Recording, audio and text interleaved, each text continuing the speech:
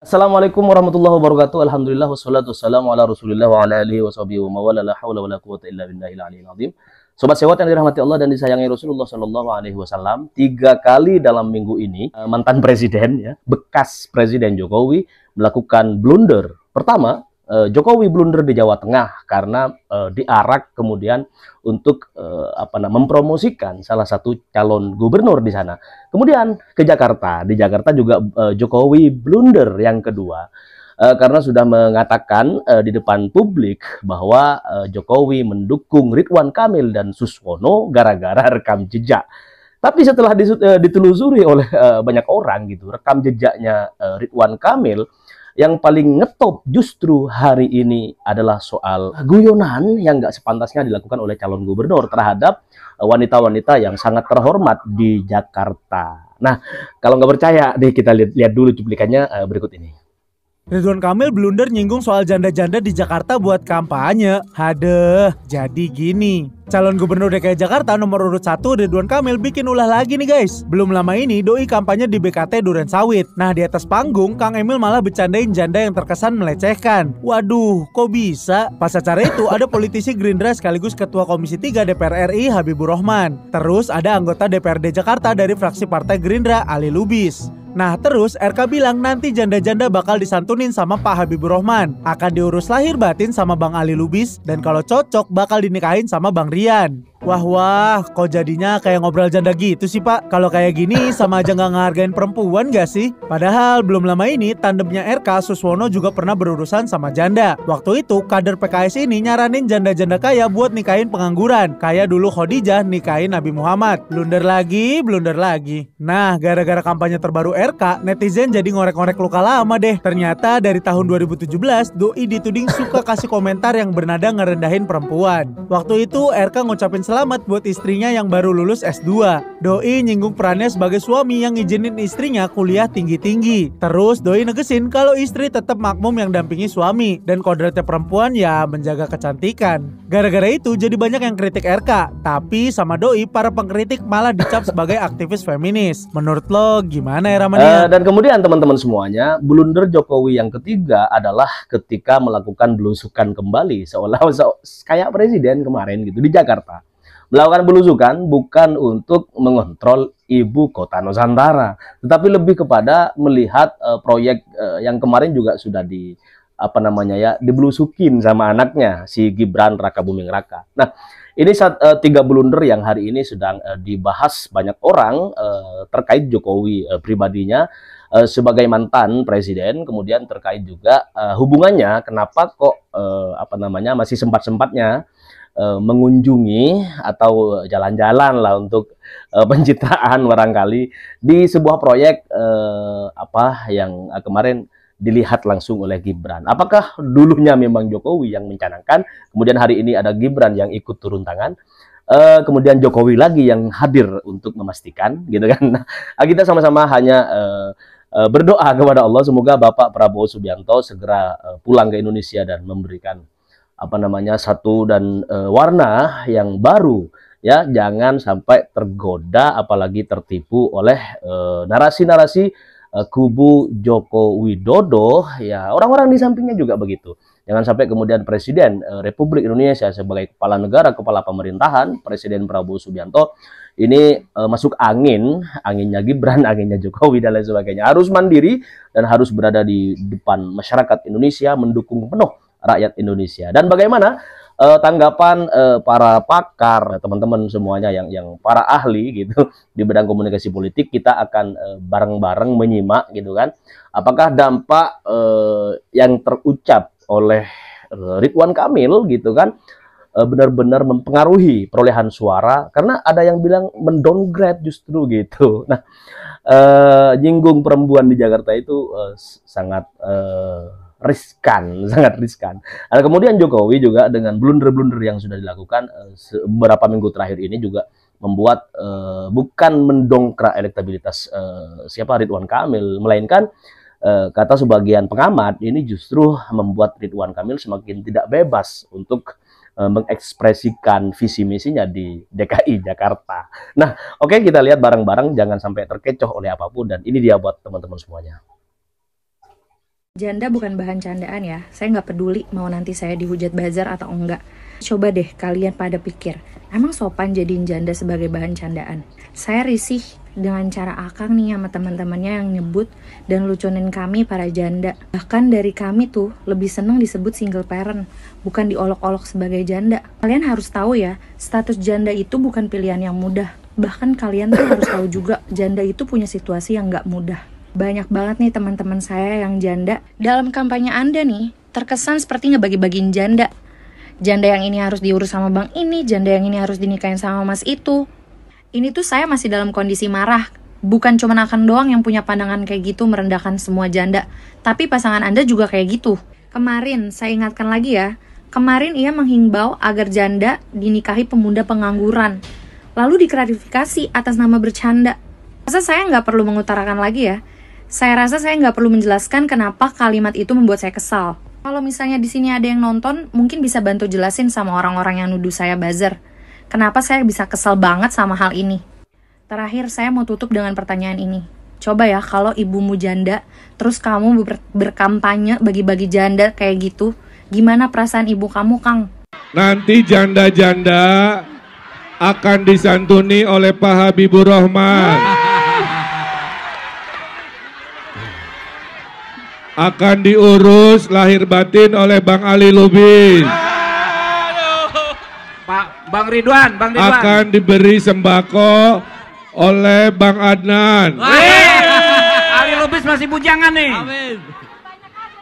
Dan kalau cocok akan dinikahi oleh Bang Rian. Tepuk tangan untuk wakil-wakil kita.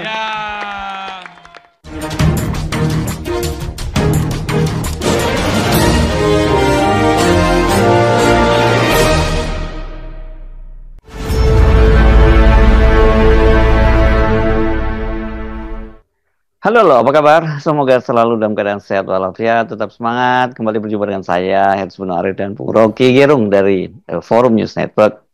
Bung Rocky, ini pasangan Ridwan Kamil dan Suswono ini kembali membuat blunder dan masalahnya terkait lagi dengan perempuan. Kalau sebelumnya Suswono yang meminta agar para janda-janda kaya itu menikahi pemuda, kali ini malah Ridwan Kamil yang saya kira ini mungkin ya, maksud dia sih bercanda, tapi ini menunjukkan bahwa dia sama sekali tidak sensitif gender. Mempersepsikan janda sebagai objek yang lemah dan jadi bercandaan, kan ini sangat-sangat tidak pantas dilakukan oleh seorang pemimpin seperti Ridwan Kamil. Wow, merendahkan perempuan, itulah kedunguan tertinggi dalam politik. Bagaimana mungkin pasangan ini, Ridwan Kamil dan Suswono, ingin memimpin Jakarta yang adalah metropolis, lalu datang dengan narasi yang sangat misoginis. Ini coba saya terangkan dulu arti misoginis. Misoginis artinya membenci perempuan itu atau merendahkan perempuan. Kata itu menunjukkan bahwa peradaban tidak mungkin tumbuh kalau sebagian dari umat manusia yang kelaminnya laki-laki menganggap remeh yang kelamin perempuan. Saya melihat itu sebagai semacam olok-olok yang dungu itu, dan kedunguan itulah yang pasti akan jadi alasan untuk mengabaikan dua makhluk ini untuk menduduki jabatan tertinggi di DKI. Kan ini kota metropolitan di mana semua bangsa itu menumbuhkan semacam share value, share ideas yang demokratis, yang feminis, yang gender equality. Jadi kelihatannya dua pasangan ini do not speak gender equality, do not speak feminism. Semua hal yang baik dalam demokrasi hari-hari ini diukurkan pada apakah Anda do speak feminism, do speak gender equality. Jadi sebetulnya bagaimana mungkin kita percaya pada pemimpin yang mampu untuk merawat negeri ini supaya masuk dalam peradaban kosmopolitan itu. Jadi itu penanda pertama bahwa siapa namanya nih, Ridwan Kamil dan pasangannya sungguh tidak paham apa yang disebut sebagai penghargaan terhadap citizen itu. Jadi dianggap bahwa perempuan itu bisa diberi label apapun, tetapi tetap di dalam kedudukan yang subordinat, yang bisa direndahkan dengan macam-macam kalimat yang saya nggak mau ulang itu. Nah itu satu pelajaran bagi kita kalau nggak mampu untuk memahami konsep-konsep baru dalam demokrasi, soal environment, soal gender, soal feminism. Itu sebaiknya jangan berupaya untuk memaksakan diri, dari kemampuannya sangat terbatas. Menyimak ucapannya, sesungguhnya kan kita bisa menilai dan mengukur seperti apa sih kualitas seorang Ridwan Kamil itu, seperti apa sih kualitas seorang Suswono. Jujur kita harus khawatir kalau figur semacam ini jadi duet yang akan memimpin Jakarta. Bisa minta maaf juga, atau minta maaf lagi berkali-kali. Tetapi soal yang sangat elementer semacam itu, kalau kata Dr. Watson dalam novel-novel Sherlock Holmes, it is elementer, Watson. Itu sangat elementer. Kenapa Anda nggak paham? Kira-kira begitu. Jadi kita mau pikirkan apa lagi? Kalau seandainya saya minta maaf salah, iya ini sangat elementer yang nggak boleh, bahkan slip lidah pun itu tidak boleh, apalagi ini selip di pikiran. Jadi ini udah apa istilahnya, dangkal sejak dari dengkul, itu intinya tuh. Dan kampanye untuk memuliakan perempuan tidak bisa dimulai dengan sekedar ya minta maaf itu, karena pengetahuan orang itu didasarkan pada watak dia sebetulnya. Artinya pengetahuan orang tentang relasi manusia itu ditentukan oleh wataknya. Kalau wataknya memang otoriter, wataknya adalah patriarkis, itu nggak bisa betulin lagi itu. Dan itu yang menunjukkan bahwa kualitas seorang itu memang harus lengkap itu. Kalau menjadi pemimpin, dia harus betul-betul punya kapasitas berpikir yang cepat sehingga lidahnya itu bisa dia edit dalam 2-3 detik itu, bukan tergoda untuk mempromosikan demagogi. Ini itu politik demagogi itu. Dan kedangkalan semacam ini yang hendak kita hindari itu. Kita berupaya untuk memberi kesan intelektual di dalam politik, apalagi politik Jakarta, kesan bahwa ada peradaban yang memanusiakan perempuan, bukan justru merendahkan. Jadi kapasitas dua pemimpin ini ya apa yang mau disebutkan lagi, seolah-olah dua orang ini bersekongkol memang untuk merendahkan diri. Pada akhirnya kan dia mengucilkan diri dia dari pergaulan orang beradab kan, artinya begitu tuh. Jadi saya mesti terangkan itu secara agak kasar, karena soal relasi manusia itu sekarang ditentukan oleh penghargaan terhadap kedudukan mereka justru yang disubordinasikan tuh. Dan perempuan di dalam peta demografi kita adalah bagian yang paling ditelantarkan oleh kebijakan negara. Kalau kita belajar tentang sosiologi kiri misalnya, ada golongan yang elite, golongan borjuis, ada golongan yang betul-betul di dasar dari piramida sosial, itu golongan proletar itu. Nah, perempuan itu adalah proletarnya proletariat. Dia dieksploitasi dua kali, dieksploitasi di dalam sistem politik negara, juga dieksploitasi secara kultural. Nah, yang diucapkan tadi oleh siapa namanya itu, apa panggilannya itu, Kang Emil dan Kang Emil hari ini yang mengucapkan itu menunjukkan bahwa pengetahuan beliau tentang peradaban itu minis sekali itu. Saya perhatikan ini Anda kalau soal-soal yang berkaitan dengan feminisme, environmental dan sebagainya itu emang ini Anda sangat sensitif ya. Tapi oke, itu tentu bukan persoalan personal ya, tapi ini persoalan kebijakan publik gitu ya. Dan apa sih kaitannya soal-soal begini ini dengan seseorang tokoh nantinya kalau mereka terpilih menjadi figur publik atau sebagai pejabat publik? Oh ya, bukan karena saya mengajar bertahun-tahun feminist philosophy atau saya mengajar di Mahkamah Agung tentang feminist jurisprudence, bukan karena itu saya kasih kritik, tetapi kita mendasarkan sebetulnya etika politik itu pada hal yang betul-betul komplit pengetahuan kita tuh. Kan dengan sensasi kecil aja kita ngerti bahwa itu nggak benar itu. Anda mau cari massa di kalangan perempuan dan mengucapkan hal-hal yang dangkal semacam itu.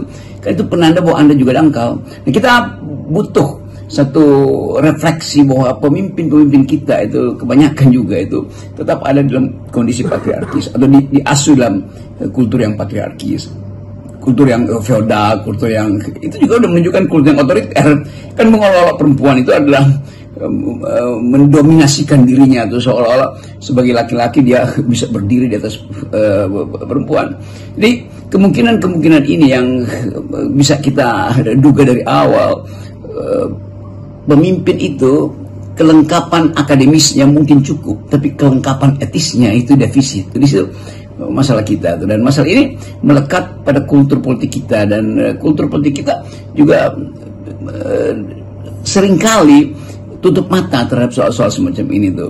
Jadi kita mau supaya dari awal Jakarta ini dipimpin oleh orang yang do speak feminism, orang yang paham bahwa penghargaan pada sesama warga negara itu harus diucapkan mendahului kecengengan, mendahului kedangkalan diri sendiri itu soalnya. Jadi kita ya, tidak ada yang perlu disesalkan karena memang itu adalah tapisan, ditapis oleh sistem sehingga terlihat bahwa ini orang yang bermutu, ini sebetulnya dia dealer doang kapasitasnya, kenapa mau jadi leader di Jakarta apalagi kan.